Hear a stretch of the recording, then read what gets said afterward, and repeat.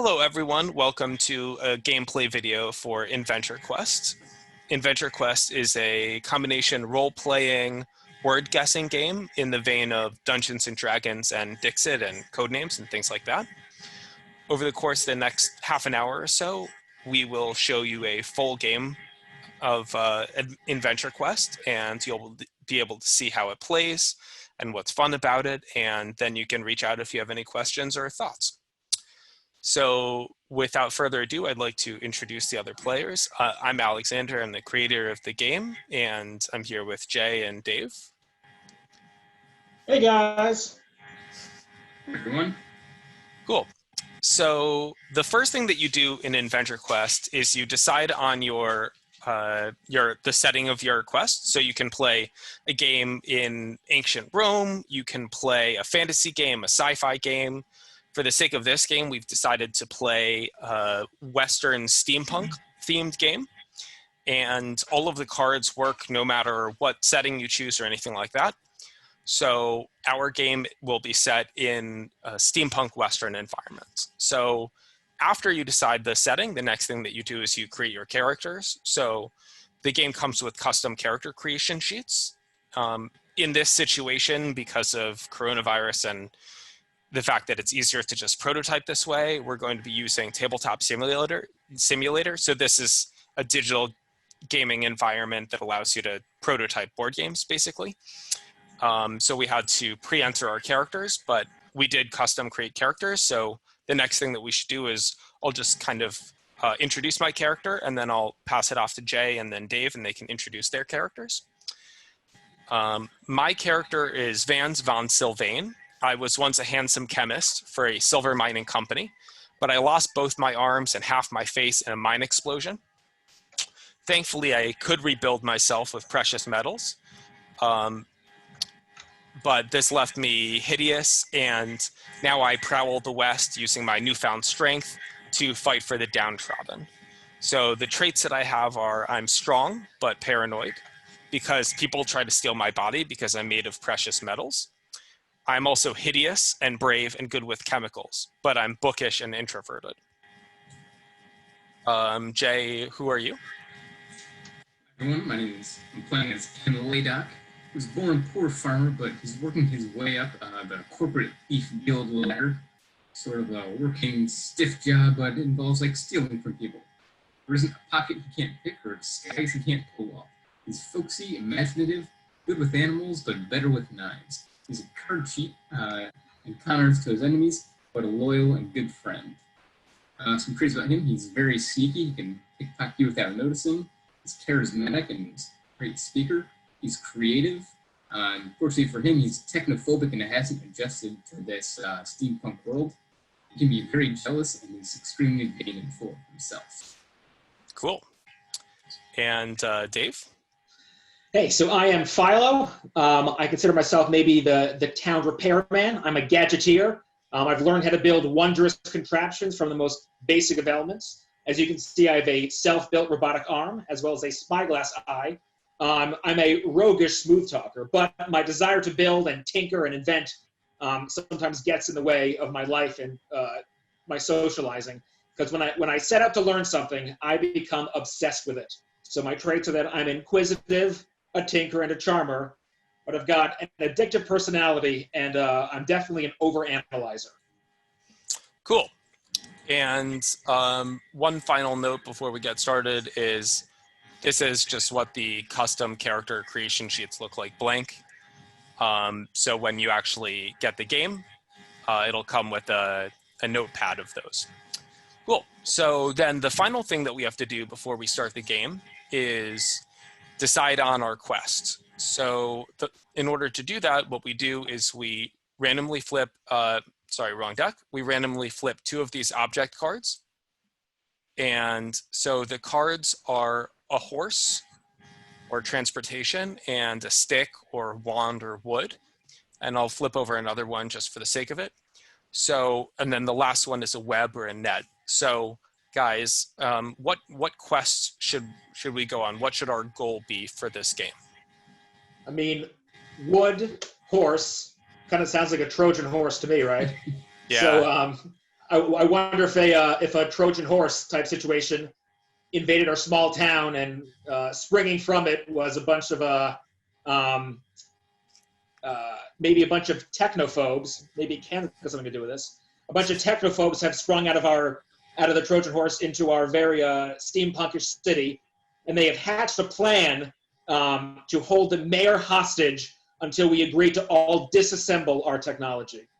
Okay, that's great. So what are we specifically, where are we specifically looking to go, or what are we looking to get or do in that case? What do you think, Jay? So I think with these people invading our town, trying to take our mayor hostage, maybe we have to fight our way through the town like we've just arrived back from somewhere. It's like fight our way, into like the mayor's office, the big building in the middle of town, and try to get our mayor. Okay, I love it. So our objective is to get into the mayor's office, rescue the mayor from the mayor's office at the center of town. And we're starting on the outskirts of town. Okay, and we're starting on the outskirts. Okay, cool. So the game always starts with all players in a tavern. So maybe we're at a tavern at the outskirts of town. Cool. Perfect. Yeah. We've just got word that our town's been sacked by another damn Trojan horse. Right, because apparently this happens all the time. Yes. The game always starts in a tavern, and the first players, the first player is the only person who initially knows about this problem, and they have to persuade the other players in the tavern to join them. So we can either decide which of us should go first, or we can randomly pick. Philo, he's on the left. Okay, Philo's on the left. Okay, great. So I'll just put this token on Philo just to remember that. And so now we're totally ready. I will deal out 5 sets of options, and each option is represented by an action card and an object card. So the way to think about these cards is they kind of have a verb-noun relationship. So, this is give and that's stick. So Dave will be able to interpret it however he wants, but it is generally the relationship of give a stick or give the stick, something along those lines. So now we are ready to go. So now what Dave is going to do is he's going to take a minute and silently decide among these cards which of these options would be the best fit for his character to, if his character is the only one who knows about this disaster going on, which of these options would he choose to do in order to recruit us in the tavern to join him. So when Dave makes his decision, he's going to place the corresponding color card. He's playing as blue. The colors don't really matter, but the letter is on the other side of that card, corresponding to his choice. So now Jay and I will have 2 minutes to discuss what choice we think he made. So Jay, what are you thinking here? So I see a few actions here that involve talking. So I would initially lean towards one of those. B, I think, is a great choice. Like surprise, startle, ambush, and like a flag notification. Maybe that David would interpret that as he was like startled by something he saw outside, like a flag to be like, no, maybe the bad guys raised up a flag and he saw them and he ran inside and he's startling all of us. Right. Another option could be that trade barter, like maybe he's going to come in and talk to us saying, hey guys, we need to get into town, so let's, talk to them about getting some horses or some other form of transportation. Right, so that's more about the urgency. He's also a tinkerer, so C might be like, if tinkering gets in his way, maybe he's like an advocate for like coming up with a plan to tinker, to like come up with something ornate to fix the situation. And that's kind of where that relationship might be. I think we definitely rule out A and D. Yeah, give and stick. Yeah, and so the mushroom can represent poison. So say and poison. That might be more like saying, oh, like, look, there's a danger, but I agree it's not the most direct, I'm gonna maybe. lean towards. Yeah. So what? Okay. So okay, I think. Should we Okay. So our take your time is running heads? out. So I think we're ready to vote. So Okay. Jay's having trouble connecting to the server. So normally he would vote with these cards, but in this case he's just been joining over Zoom. So he's just going to hold up the card that represents his choice. And let me make my choice. Okay. So the count, well, okay. I've already picked my card. So Jay, you want to hold up your card? Yep. I chose E. Okay. And I also chose E. Okay. So now Dave is going to use this story sheet to explore and clarify what happened. So Philo was faced with a challenge of he has to rectify the situation. He's just heard that his town's been ransacked again, and he has to get a crew together. So I decide to try to assemble and fix this problem. However, what I approached the problem thinking as a tinkerer, I saw this problem as not a problem that can be solved by people, but by resources. That I want to work on or fix this sticky situation, this plan. So actually, I chose C. So Philo kind of sees this. Philo sees this as an opportunity to fix the problem with people, not get the people to help fix the problem. So when I tried to analyze this solution, instead of saying anything, I literally just looked at Ken, looked at Vance, and in my head said, I need both of them, but was completely silent. So instead, we're stuck facing this same problem of needing a crew together. And even worse, there's some weird guy with a spyglass eye and one arm creepily staring at the town farmer and a former chemist. Got it. Okay, cool. So now, because we failed, we'll start the red marker at 5. Actually, this is going to be a short game, but it would have been a lot shorter with that starting with a big failure that way. So if all players besides the active player vote for the same option and that option is incorrect, then the red marker moves up 2. So we're playing a very shortened game here to demonstrate gameplay and keep it brief, but normally the green and red token would start higher up. So I will go like this, put the cards back in the deck. And so now, Jay, I guess it's your turn and we'll go this way. Sounds good. Let me just shuffle these cards. So now Jay will be facing the same challenge. So in other words, Jay, maybe he heard a bit of what Philo was saying, but he didn't hear enough to make him convinced to join, but he's now aware of the problem.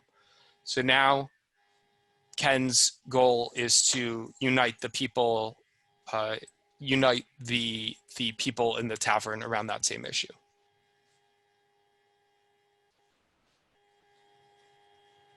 Can you zoom in a little more? Mm-hmm. Thanks. Okay, I've made my decision. Okay, so let me set the timer for 2 minutes.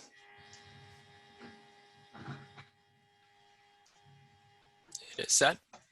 Okay. So Dave, what do you think? I'm looking at his character. He's a farmer, a thief, pickpocketer, imaginative, and hates his enemies. So I kind of like, for what's going on, I like A and C. For who he is, the fact he's a farmer, I don't know if maybe something about growing the meat, like he's gonna sow the seeds of human resources to get some people to help. But I think that might be too much of a stretch for such a simple task as organizing a crew. So I kind of like C, as in if he hates his enemies, maybe he's going to look for a way to prevent these warriors. Yeah, I was thinking, I mean, we can rule out B because he's technophobic and this is Yes. very technology oriented. I feel like A to me seems pretty weak because you're just pointing out a desert. That E, I was thinking could be plausible because he's very loyal to his friends, but I don't think now's the time to just like win people over. I think this is a pretty urgent situation. So that leaves C and D, and I don't really see D either. This is more about doing work, and that's, you know, I know. I really don't see any choice besides C that could work. If we weren't gathering a crew, I like D because he's a pickpocket, so maybe he Right. would take something, but I don't know what he's going to steal to solve this. Right, totally. Totally. Okay. I think I'm ready to pick. Okay, I'll put mine on the table. Cool. And I'll put mine there as well. Okay. And I guess you don't have to show yet. So let's flip. So, okay, so we both guessed C. So now, Jay, I'll hover over here and you can tell a story about what happened. So I did choose C. Yay! Yeah, nice. So faced with the challenge of hearing that our town, so Ken was, sitting there playing cards, trying to cheat out these guys, their hard-earned mining dollars. See this sort of crazy guy walk in, and he's just sort of like not saying much, but he keeps saying, like, sort of muttering to himself, like, oh, like the town's been like invaded or something. So I don't really know what's going on, but I know that there's a lot of towns that people are my friends, so I want to go in there and protect them. So because of that, I decided it's time for me to step up and try to lead a crew. So I stand up on the table. It has nothing to do with I was about to lose my hand and kick over all the cards that people were playing and say, hey, guys, something's going on. I need a crew that's going to help me, take back our town. Who's with me? So fortunately, when I tried to do that, a couple people looked up and said, yeah, we'll help you out. So first Philo looked at me and was like, yes, someone heard me, and like, let's do this. And this other guy, Vance, he was like, you know what? I can be really helpful with this. I can use my technology skills to do that. Now that we've solved the problem, we're going to continue on our way. Cool. So to do that, we will draw a challenge card and an object card. So the challenge has something to do with being outnumbered and coins or money. So what might that be? So outnumbered and money. Okay, so we leave the tavern and we go into the town, get to the main square, and we see the leader of the technophobe shaking hands with the main banker in the town as he twirls his evil-looking mustache. And we see the other technophobes taking out all the money. And the banker yells, ha ha ha, the town will be mine, and my airship will finally be able to have spider legs. And we realize that this has been the plot all along. The banker hired these evil guys to come in and steal all the money so that way he can use it for himself so he can fund his own crazy science experiments. So now we gotta stop the banker and get all the money back to save the town. Cool. So what's the specific problem in this situation? We want to put a halt to what they're doing. We're trying to stop them. Okay. So the guy's just like carrying out bags of money. Okay. And they're loading it into the spider airship. Cool. Okay, so let me discard these cards and then deal out 5 action cards, 5 object cards.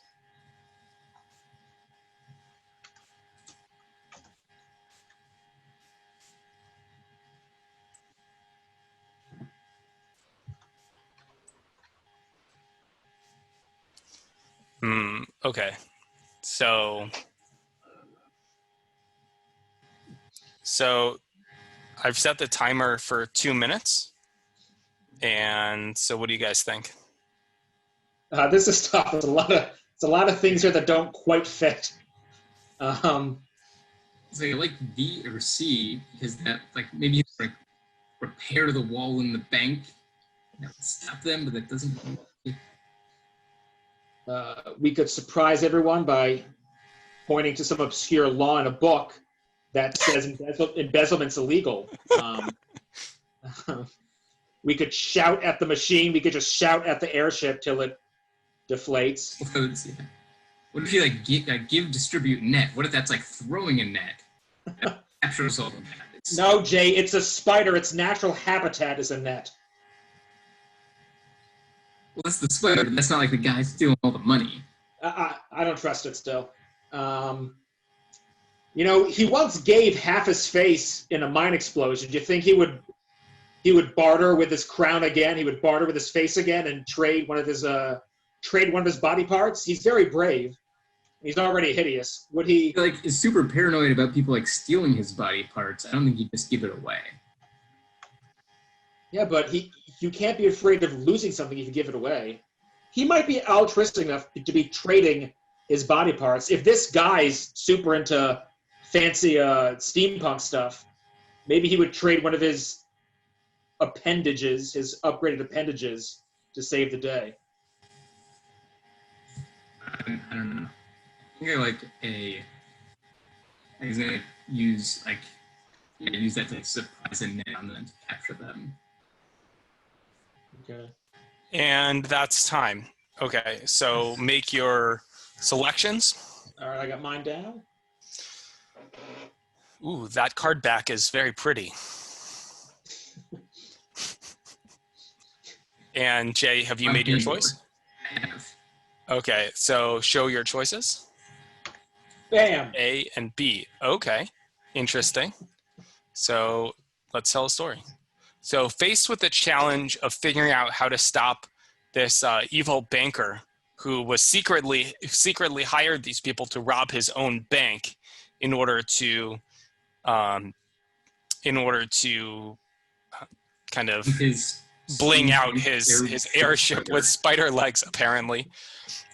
I decided to do the brave thing, and I'm all about self-sacrifice and working for others, and I really hate being in the limelight. So what better a character arc than to force myself to be in the limelight? So I decided to give up one of my silver and gold arms to the evil banker and make a deal that he can keep the arm, but he has to return the money from the bank, and he has to leave the town and never come back. Fortunately, when I tried to do that, this is what happened. I strode up to the banker, and I told him I would make him an offer.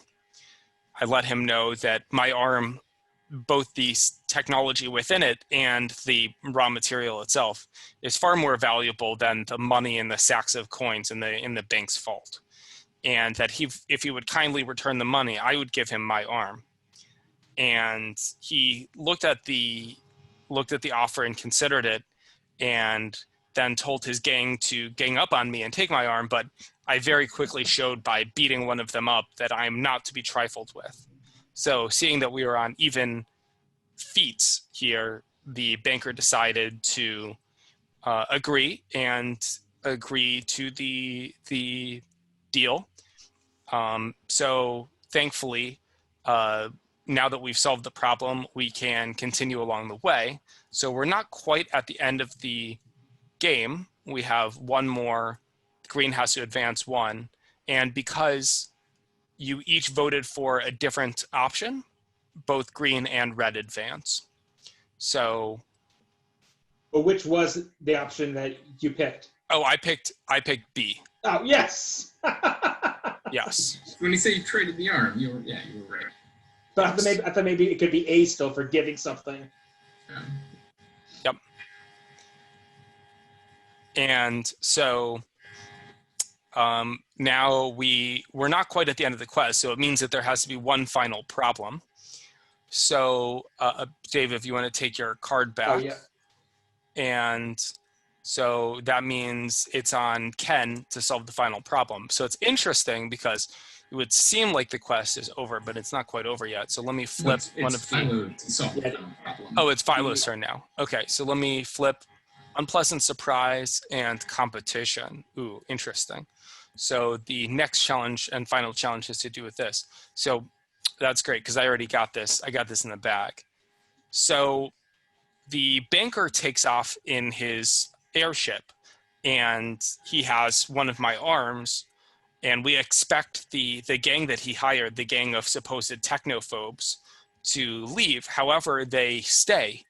And the unpleasant surprise is that suddenly all of these people, all of these technophobes realize that they have free run of the town, and that they're going to have they're kind of racing to kind of steal as much from the town as possible. So this problem became a much more chaotic one, and we realized that the only the only person that this gang will listen to is the leader, which is a woman in a long coat. And this woman is sitting on a stagecoach, and she's kind of barking orders around, and we realize that we have to either persuade her to get the gang in order and leave, or we have to kind of threaten her or do something to get her to put the situation in order. So we know that we can't individually like wrestle all of these technophobes and get them to leave. We have to go through her to make that happen. So yep. So then let me get rid of these cards. Yeah, so we're going to win or lose on this turn then. Yeah. Okay. And flip new options. It's Philo's turn? Okay. Yes. I believe so.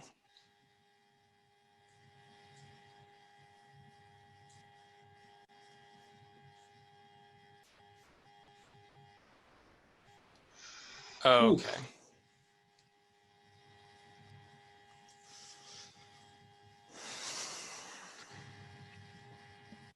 Okay, so based on my character,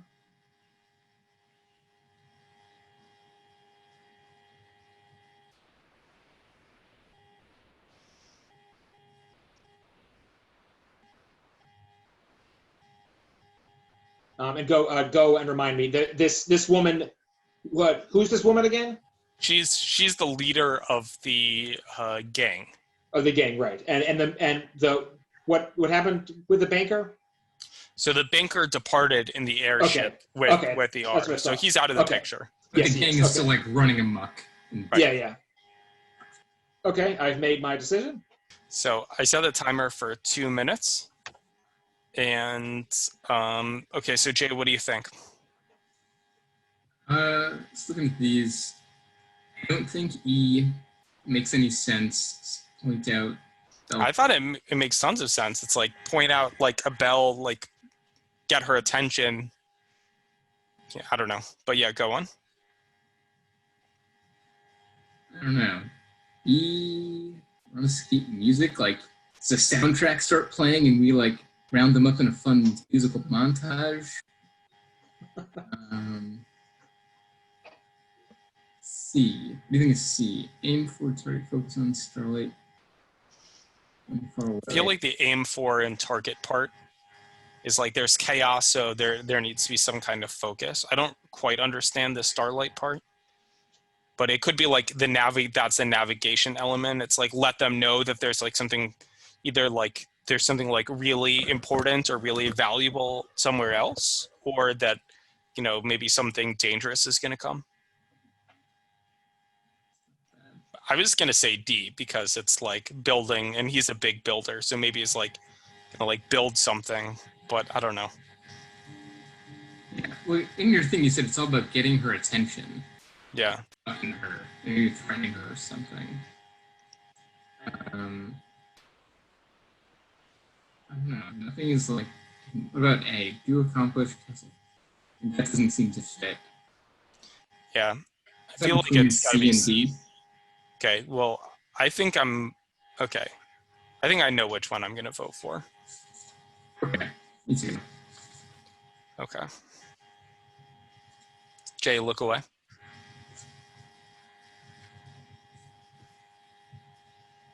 Okay. Can I look? Up, and that's the timer. Okay, you ready to vote? I am. So Jay, hold up your card. See, I also did C. Oh, Interesting. okay. Okay, so Dave? All right, so faced with the challenge of persuading the leader of the gang, this woman, I decided, amongst 5 different decisions, I decided to attempt to charm her. And I chose this because my traits of me being a charmer, obviously, and also an overanalyzer, allows me to have her focus on the light at the end of the tunnel. I'll just go to the chase. I chose C because I thought C was dripping in symbolism that Philo kind of is a part of, versus focusing on something. Even the stars and the signs. I imagine him putting his arm around her and being like, "Look at these stars, baby. What's your sign?" All this really just lame stuff that works because of his roguish smooth talking. And I convinced her that if we can navigate for a better cooperation between the technophobes and us technophiles, that perhaps we can live in greater unity. And that's what I was aiming for, was a compromise in this situation. Cool. So what happened when you did that? Um, so obviously she rejects me, because what kind of creep just walks up to a woman he's never met and puts his robotic arm around her? So she slaps me in the face. My spyglass eye goes flying out, and with a broken eye and broken arm, I certainly can't be the gadgeteer, the smooth talking gadgeteer I am. But it ends up working out because Ken Laydock and his technophobia teaches me some great new tricks and ideas, and turns out that leader of the gang became the leader because she was so well organized and actually really cared about the people. And she turned out to be one of the best mayors that we've ever had. So good riddance to bad rubbish. And that flying spider, legend has that it got stuck in a Venus flytrap airship. Yeah, all's well that ends well. Cool. So we got that last vote correct. So the green reached the X before the red did, so we win. Yeah, guys. Awesome. So yeah, this is a lot of fun. So that's Inventure Quest in a nutshell, and we kind of glazed over a few things to keep this simpler, but we played on a pretty hard difficulty, which is set by the number of options you have and the starting position of the red and the green pawns. And yeah, I hope you had a great time watching, and I hope if you have questions, you reach out, and I hope you follow and become part of this journey with us. Thank you.